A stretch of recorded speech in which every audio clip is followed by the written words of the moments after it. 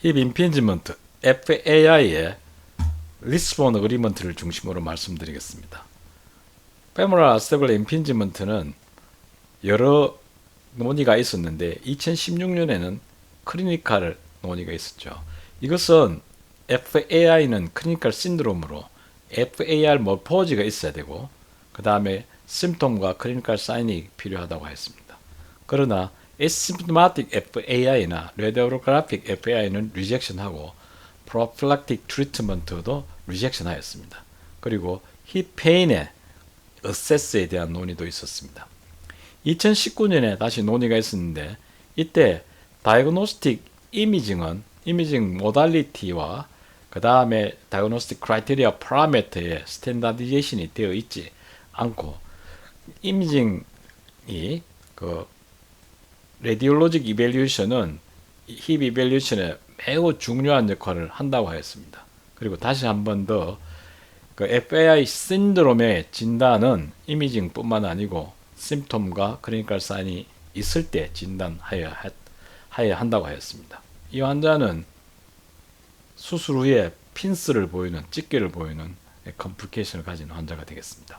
이때 영 페이션트에서 힙 페인을 가지게 되면은 페모럴 토존을 진단에 포함시켜야 된다고 하였습니다. 그래서 FAI 신드롬은 디스크립티브 다이어그노시스로 클리니컬 사인과 심톰 그리고 이미징 파인딩 패탈라지를 특징으로 하는 진단이라고 하였습니다. 사인과 심톰은 비교적 특징적인 소견을 보이지만 이미징 파인딩스는 충분하지 않아서 이런 리코멘데이션을 하게 됩니다. 그리고 FAI 이미징은 여러 가지 팩터들이 컬렉티브하게 컨트리뷰션 하기 때문에 싱글 언더라잉 이디올로지를 찾는 것은 어려운 경우가 많다고 합니다. 그래서 FAI 이미징을 포커싱해서 리스폰 어그리먼트를 2020년과 21년에 발표했습니다. 인트로덕션은 FAI는 insidious onset의 growing hip pain 그리고 limitation motion의 사인과 특징적인 영상 소견을 가지는 병이고 이것은 early osteoarthritis를 일으킬 수 있다고 합니다. 그렇지만 true incidence나 진단, prognosis, management에 대해서는 controversy가 있고 특히 이미징 어세스에 대해서는 non-standardization 되어 있어서 이 FAI 이미징에 대해서 리스본 어그리먼트를 하게 되었다고 합니다. 이때 30명의 패널리스트, 무스큘로스켈레탈 영상의학과 의사와 9명의 정형외과 선생님들이 논의를 하였고 시스테마틱 리트러처를 설치했고 relevant clinical imaging related 퀘스천을 통해서 패널리스트의 어그리먼트를 얻어서 발표하게 되었다고 합니다. 제너럴 어세스먼트에서 FAI를 미니멀 억셉터블 이미징은 FAI를 진단하기 위한 미니멀 억셉터블 이미징은 이 펠비스 AP와 라데랄이라고 이야기하고 캠 어프로지를 진단하는 베스트 초이스의 레디오그래픽 뷰는 펠비스 AP와 던 45도 뷰가 페모럴 헤드앤넥 정션을 좋고 더 레디알 이미징을 리코멘데이션 하였습니다. 그 다음에 영 페이션트에서 힙 페인이 있을 때 MRI 프로토콜을 어떻게 정해야 하냐 하면 이때는 유니라데랄 스몰 FOB 시퀀스와 레디알 이미징을 리코멘데이션 하고 페모럴 톨존과 홀 펠비스 플루이드 센시티브 시퀀스를 추가하기를 리코멘데이션 하고 있습니다. 인트라아티큘라 리전을 어세스하는 데는 어떤 이미징 모달리티가 좋냐 하면은 다이렉트 MR 아스트로그래피를 리코멘데이션 하고 이때 3테슬라의 넌 컨트라스트 이미지나 1.5테슬라의 MR 아스트로그램이 이퀴블런트하기 때문에 3테슬라에서는 넌 컨트라스트 이미징으로 이용할 수 있다고 하였습니다. 페모럴 헤드 넥 정션의 이발리에이션에서 캠 타입이죠. 어떤 모달리티가 이용되어야 하느냐는 질문에 MRI와 CT의 레디알 이미징이 필요하고 레디오그래프는 less precise 하다고 했습니다. 이때 어떤 파라미터를 이용해야 되냐 하면은 이 알파 앵글 그 재는 것을 리코멘데이션하고 femoral offset를 리코멘데이션하였습니다. 그러나 이런 알파 앵글과 offset의 그 약점이 있는 것도 같이 이야기를 하고 알파 앵글에서 그 레퍼런스 밸류로 쓰는 파라미터는 60도 이상 그리고 그 anterior femoral offset의 디스턴스는 8mm 이하고 그 다음에 femoral offset ratio는 0.17 이하를 그 진단 크라이테리아로 제시하고 있습니다.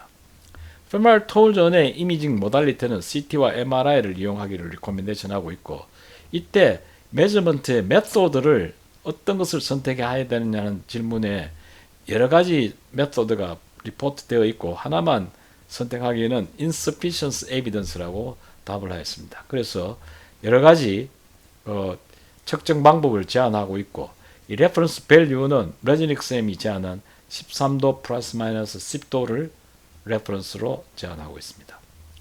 아스타블라 커버리지에 대해서도 자세한 어그리먼트가 있는데요. 이때 진단하는 프라이머리 모달리티로는 펠비스 AP를 이용하게 되고 루틴리 퍼폼으로 측정해야 되는 것이 센터 에지 앵글 오브 위버그 라테럴 CE 앵글이라 그러죠. 그리고 아스타블라 인덱스를 제안하고 있습니다. CE 앵글은 40도 이상일 때 오버 커버리지고 그 다음에 아스타블라 인덱스는 0도 이하일 때 오버 커버리지로 기준을 삼고 있습니다.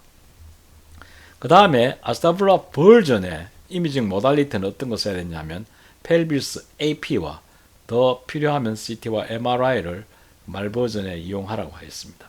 그러면 루틴이 어떤 걸 측정해야 되느냐?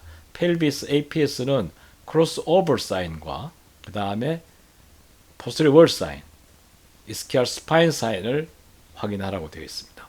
이때 아스타블전의 describe는 이 크로스오버 사인이 포지티브인 경우에는 포칼 크라니얼 레트로 버전의 그 describe를 해야 되고 그 다음에 posterior wall sign이나 그 다음 ischial spine sign이 있는 경우에는 이렇게 글로벌하게 그 크라니얼 센트럴 카우달의 이 버전이 리트로 버전이 있는 것을 디스크라이브 할 수 있는 글로벌 리트로 버전을 디스크라이브 하라고 했습니다.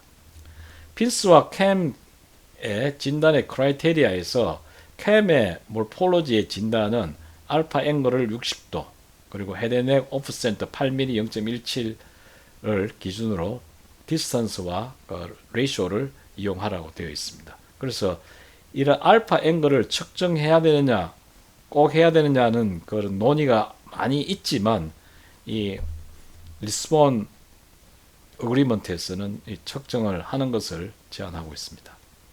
핀스 타입에서는 그 이미징 크라이테리아가 어떻게 되냐 하면은 아스타블라 레트로 버전과 오버 커버리지를 확인해야 되는데 레트로 버전에서는 크로스오버 사인, posterior wall sign, 그 다음에 여기 있는 ischial spine sign을 이용하고 오버 커버리지에서는 여기에 있는 그 프로트루지오 아스타블라이, 그 다음에 라테럴 CE 앵글, 아스타블라 인덱스를 이용하여서 확인하라고 했습니다.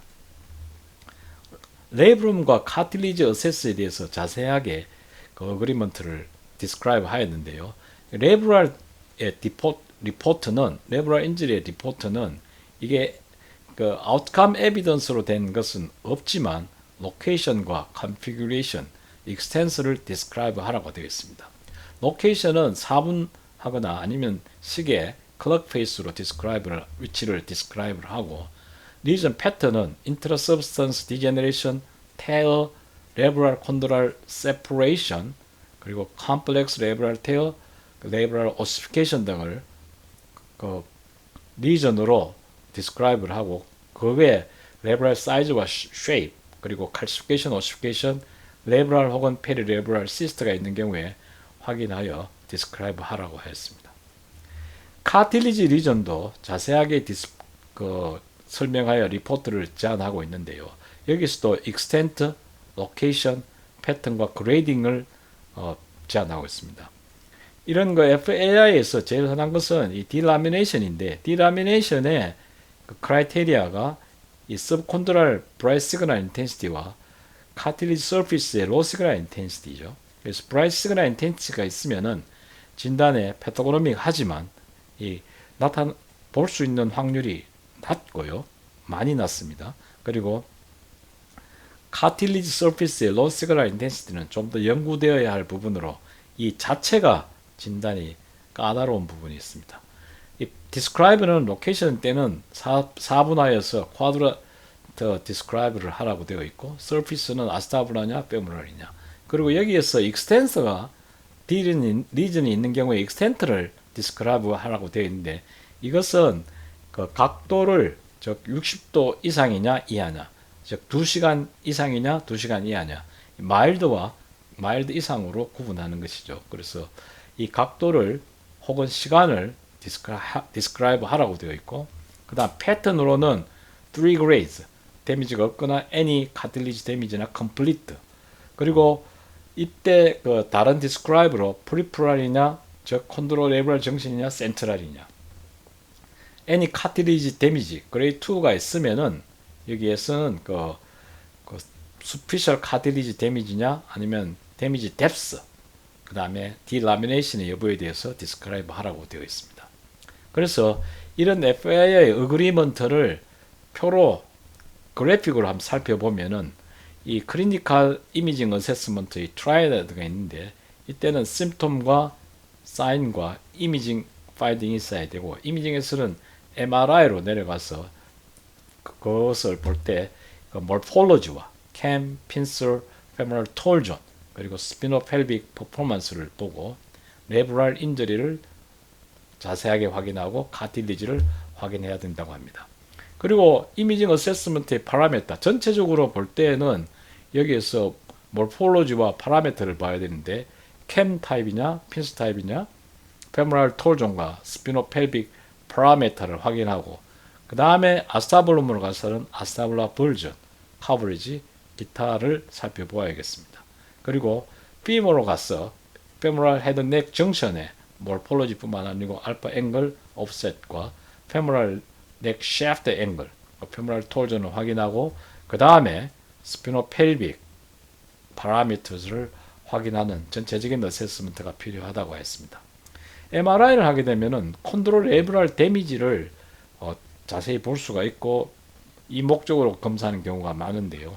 이때는 먼저 몰폴로지, 캠, 핀스, 페모랄 톨전, 스피노펠빅 파라미터를 확인하고 그 다음 레이브룸을 자세하게 디스크라이브하고 카틸리지를 자세하게 디스크라이브 하는 것이 MRI 골이라고 하였습니다. 다음에는 익스터널 임핀지먼트 신드롬에 대해 말씀드리겠습니다.